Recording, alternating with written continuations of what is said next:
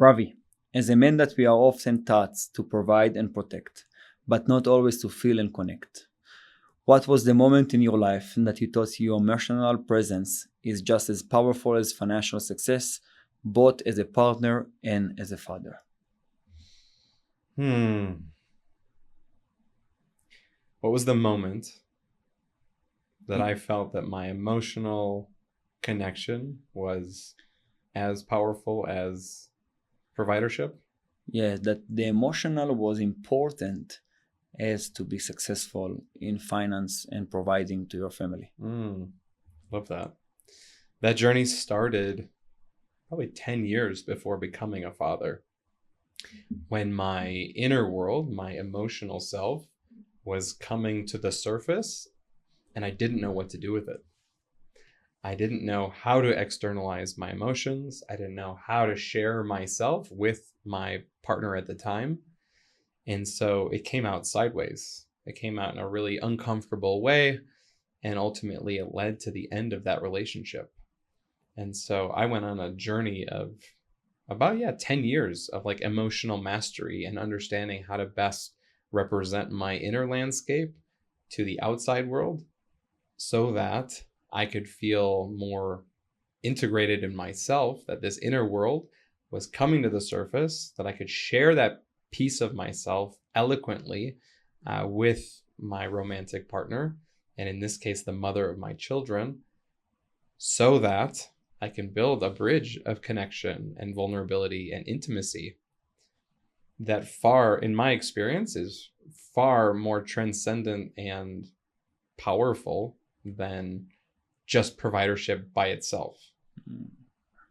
I love that. Ravi Rothenberg, the peaceful papa. How are you? I'm wonderful. Yeah. That's good. It's important, and what you say, it's powerful because they teach us when we are children: provide, protect, don't cry, don't show emotion, especially when you grow up in a tough place, in tough situation. Yeah.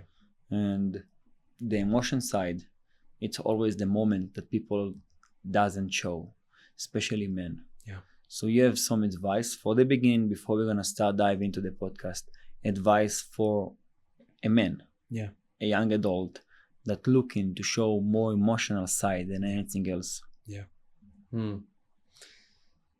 Couple of pieces of advice.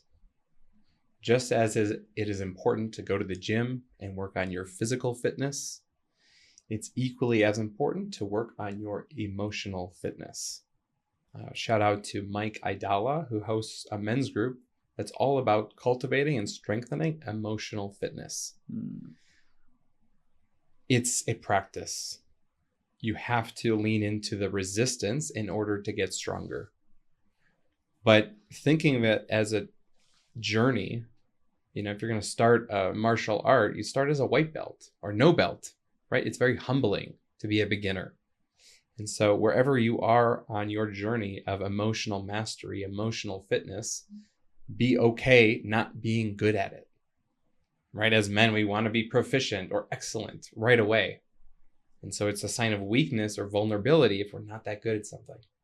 But you have to practice it. And that first showing up for it, that first crack of like, oh, there's this emotion that is new to me, or it just keeps stirring something in me, and so I can't be present. It's all I can think about. That's the opportunity to lean in to the discomfort of being a beginner and getting better. Read, get support, join a men's group, talk to your friends in a way that has a quality of depth and practice, so that in your most crucial relationships, you're showing up, practice, and resourced, and you can start to get a bit better over time. That's a good point when you speak about learn that failure is okay. And I always say, in my point of view, failure is not an option. And then I start to explain to people. I explain them that in the big picture, for myself to be a failure in my life is not an option. But to fail in that part or in that part, but still keep pushing forward and grow up better and become stronger version of yourself, that's okay. Yeah. But never in the end you can't be a failure in your life. And that's something that people misunderstood all the time. But what is your thoughts about that? what comes up for me is that a true winner in life, who's showing up with a winning mentality, is collecting as many failed attempts or failures as they can, either on purpose, this idea of like leaning into resistance, discomfort is going to make me stronger. And through that process, I grow. And so I think, at the very end of the race, the winner is the one who has failed the most and has continued to show up for whatever that path is, whether it's mastery in your business, mastery of building a beautiful family, building a really strong inner landscape. That strength, that growth over time, winner, but happens through adversity, failure, time after time after time, and continuing to show up. I love that. It's like Michael Jordan that he always say, I shot thousands of shots, but nothing went inside to the basket. You need only like 100 of them to be in the basket and you're winner. Okay. So I'll take you to the next question that I wrote for you. Okay. We have 4 more. You talk about peace, but you also talk about power. How do you personally balance the peaceful father and the ambitious businessman inside you without losing either one? Great question. Love that.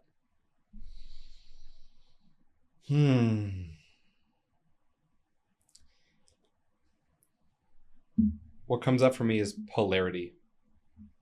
Okay, so if I want peace, what's on the other side of the coin of peace? War. Right? Opposite of peace is war.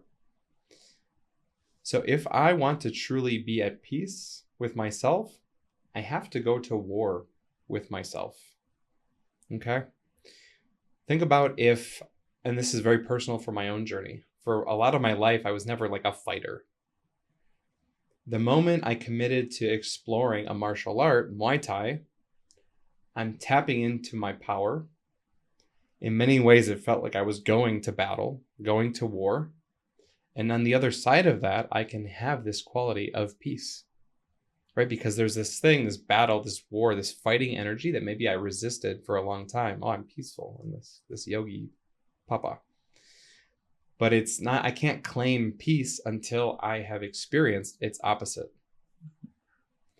And so power, I would say power, maybe the opposite of power would be, repression, right? So, or depression even, this lack of power. If I don't feel empowered, then I'm likely feeling ruled over or repressed in myself. And so in order to claim power, I have to exert some energy. And so peace is a quality that I can bring to all of my interactions. It is how I'm tracking my inner state of being, inherently peaceful. But that can really I can only arrive at that because I have explored its opposite. I understand. So when you know the 2 sides of the coin, you'll be able to balance it better. 100%. I love that. Okay, so we want to go to the next question? Let's do it. Perfect. Many men struggle to show up fully at home after giving everything to their work. What daily or emotional practice help you shift from business mode to father and partner mode? Another brilliant question. That's the benefit when you know you're the guy that you interview. I know what the question I want to learn by myself from you in the same moment. What to ask. Yeah, this is a really important topic. And the word that I'm going to use as the practice, it's both a practice, it's a moment of awareness, and it's a tool. Okay, it's kind of everything. And the word is transition. Okay, there's an energetics. If I'm at work, whatever the nature of my work is, work is inherently, can be a stressful environment. Or we're in this energetics of kind of fight flight energy. We're like creating, maybe there's caffeine in our system, there's deadlines, there's pressure. All of that is kind of this like fighting or fleeing energy. Fight flight is like the nature of society and in a work environment. if I'm bringing that energy home, it's really hard to connect with my family. Okay? Because we're on a different frequency. And so there's a moment of transition when if I can bring my awareness to where I'm coming from, my work, to where I'm going, my home, my family, that awareness infused with intentionality around how I want to transition is everything. That's the practice.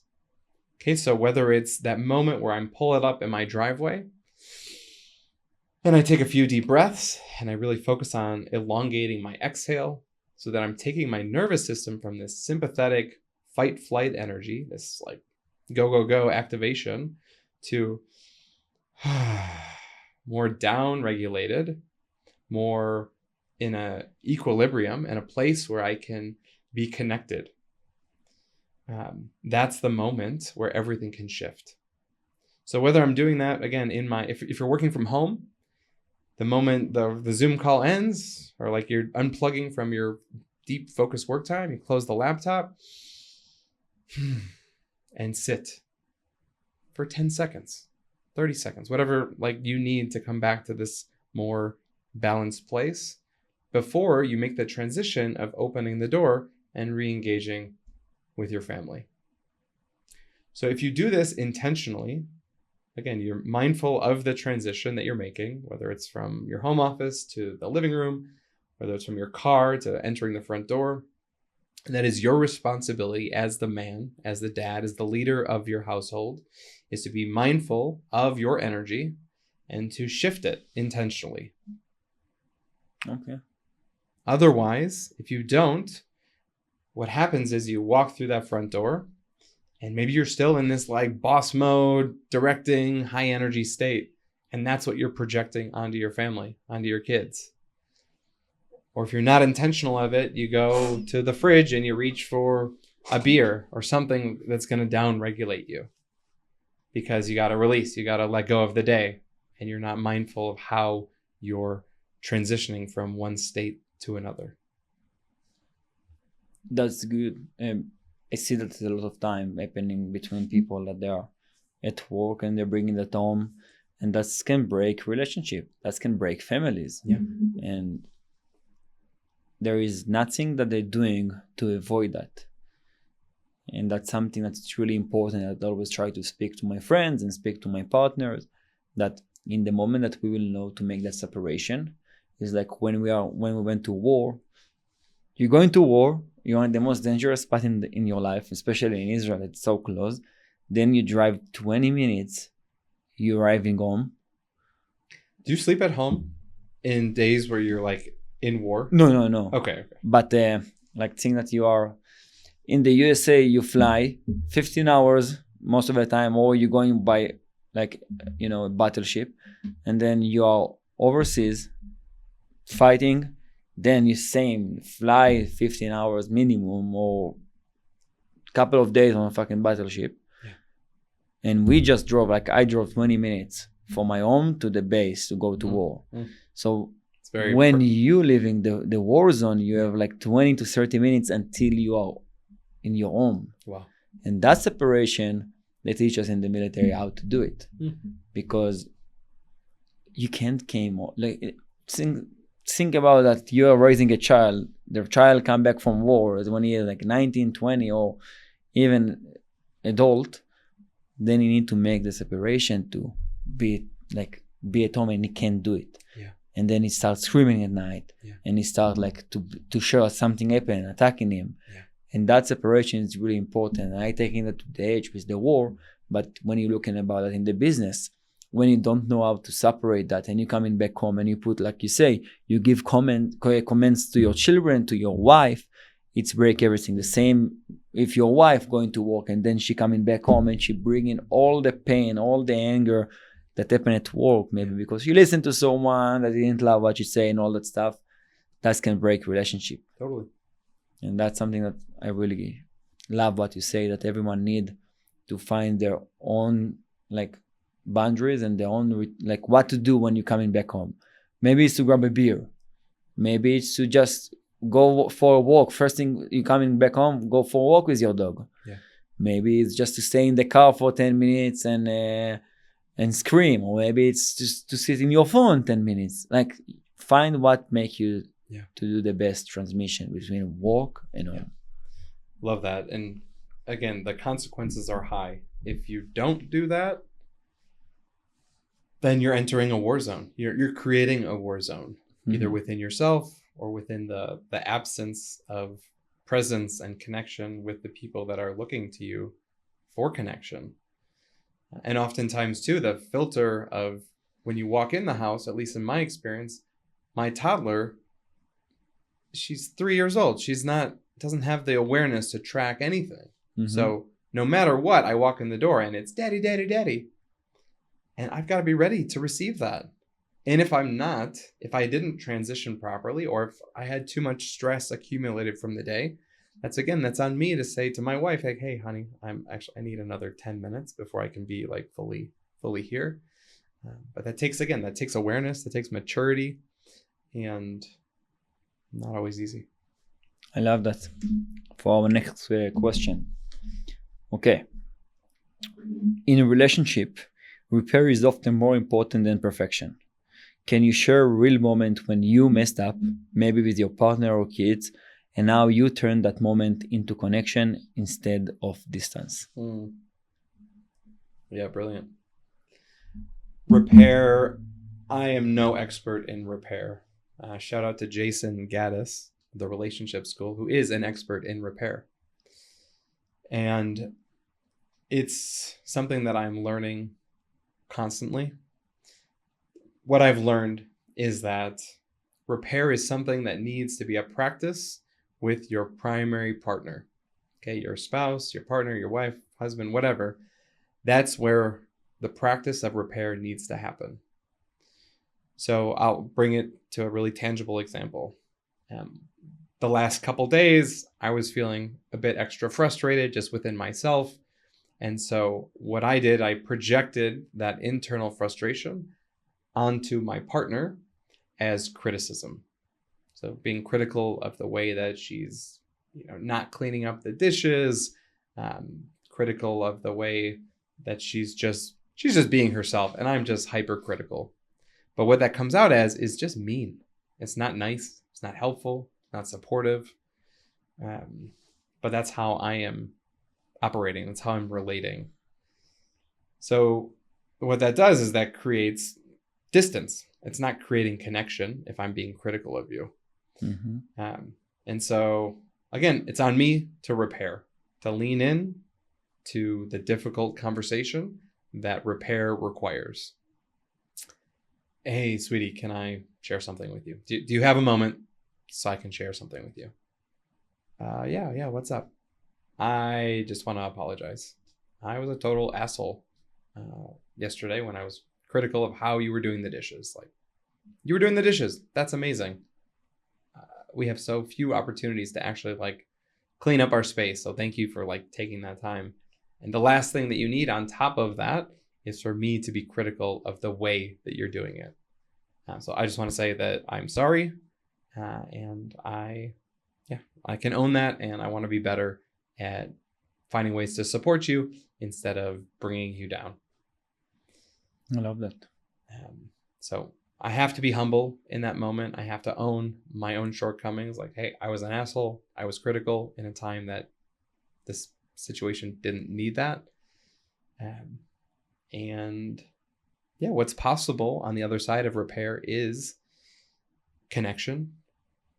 She can be like, yeah, thank you for saying that, because I totally felt awful when you were speaking to me that way. And I was resenting you for the last 24 hours. So the fact that you shared that makes me feel a lot better. So we as the adults need to practice that with each other. And then that applies to my relationships with my kids too. If I yelled or was a little too forceful with my hands, that's on me to share hey, I did that and I'm sorry. But yeah, it takes courage to repair. And I can admit that one time I asked you for advice and you gave the same advice. Just you say that in a different form. You say, ask if she is ready for what you want to say. And then when she's saying yes, I want to hear what you have to say about what's happened there. Yeah.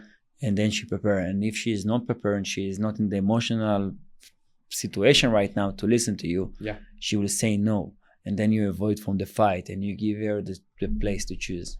100%. Yeah, I still stand by that. And that happens regularly too. Like, hey, sweetie, I have something that I want to share with you. Are you open to receiving that? No, I'm not. I need more time, or I'm super busy right now. I really don't have time for that. So yeah, that still stands. I love that. Yeah. It's powerful. Yeah. Okay, for the last question that I wrote, if you could give one message to the fathers and the entrepreneurs who feel torn between success and presence, what will you tell them about redefining what winning really means?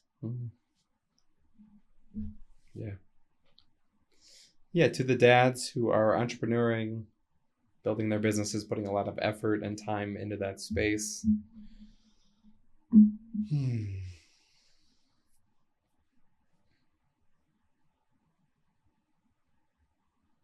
Ultimately, it's up to you to decide, what's the most important thing. Are you in a season of like building business or building the foundational blocks of your family and your home?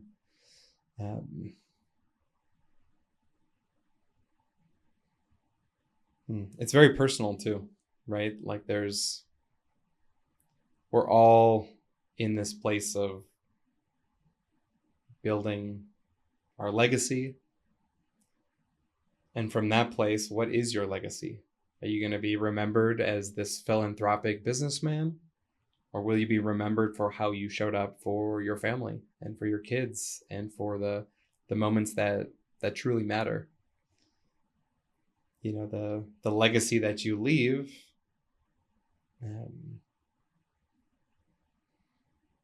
will be a reflection of how you chose to show up in those times. And so I'm a stand for presence, but like the real grounded kind. So yes, build your business. Yes, provide and create and make an impact on the world, and have the awareness and the emotional mastery to know when to set aside the inbox, to set aside the messages that will always be there, and just to choose to be fully present for your kids and your family and your partner and what you're building at home. And in those moments where you're feeling torn, have the awareness, have the tools and the resolve, the commitment to show up for your family. Yeah, that's the path. What is the reason that you're doing what you're doing? Like, why? Why you want to be the peaceful papa? Yeah. Why you want to help others? Like, for it, give me to understand why you spending so much time to make other people to be peaceful papa and not just talking about yourself and providing and protecting your family. Yeah, being the peaceful papa is ultimately what I did not receive as a child. It's the journey that I've been on for a lifetime of like really trying to understand, my own father and his father and this lineage of not peaceful papas.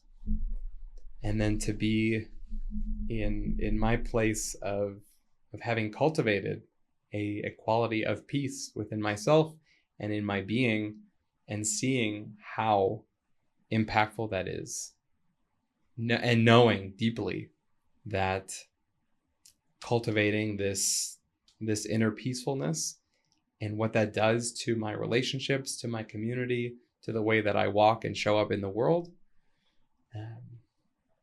I know how potent it is, and I know how accessible it is to anybody who chooses to orient that way. And we live in a culture that is very externalized. And when we turn the volume down on that external world and we turn the volume up on what's happening inside, there is a depth and a riches that I want everybody to experience. No, I love that. I will ask you, first I will touch that the why. Your why is powerful. And that's what I'm always trying to speak with people before you're doing something. Understand your why. Like when I finished the military, I was sitting with a friend of mine that he have number 9, I think, best TED Talk in the world. And I told him, asked me, what do you want to do in your life? I told him I want to change the world, make impact on the world. He told me, how are you going to do it? And I said, I don't know, like with the people that make impact on the world, and you see it's all of them billionaires. So then I told him I will be a billionaire, then I will be able. He told me, no, you can start right now from the people around you. And this is one of the reasons and the biggest why I start that business, Let's Do Podcast, to be able to help other people to express their voice. It never happened to me someone that told me I don't have money. I didn't even give him one session for free. Because I always say, even if you don't have money, but you want to do one podcast for free, I will take that cost on me to help you to share your voice. And that was my why I start everything by myself. And maybe it doesn't give me money, like when I'm doing and give gift for people, but it gives me happiness. And it's giving me that maybe one person in the world got something from that episode that changed his life. And that's worth anything. Brilliant. Yeah. So I will ask you last question. You say your son is 6 months? 5 months tomorrow. 5 months tomorrow. Yeah. So his 5 months birthday. Mm-hmm. If you will able to tell him something that you know that he understand you, 100% understand you like adult, but you want to tell him something that will stay with him for the rest of his life, what you will share and why?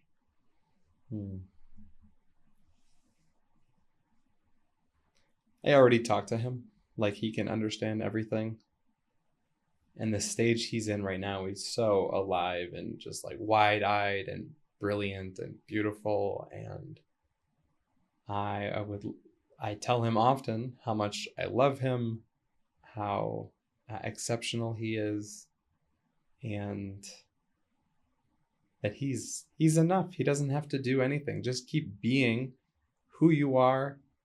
You know, I'm really curious. We all have this moment where we lose our childlike innocence.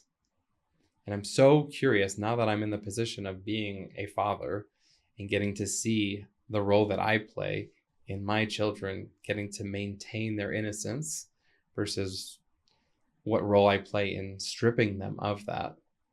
And so as long as I can, I want to just be a stand for remaining in that sweetness, that aliveness, that just beautiful presence, and that he doesn't have to dim his light for anyone or anything. And how long can he hold that?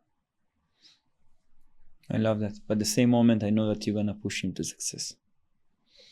Why are we disconnecting success from his innate beautiful brilliance? Okay. My hypothesis is that the longer I can support him in being in his joy, he's got this incredible smile, these big brown eyes, and just like when people come across him, he's 5 months old, but they're full, like there's something about people love interacting with a baby because how present and alive they are. And the more that he can continue to cultivate that and own that, that will be the indicator of his success, right? Versus somewhere along his path, he's told that he's too much, his light is too bright, don't go smiling at everybody, put your head down, get to work. And I really believe that there's got to be a different way. And that's what I'm going to stand for. I love that. Yeah. Ravi Rothenberg, thank you very much. Oh, man. Peaceful Papa. Thank you.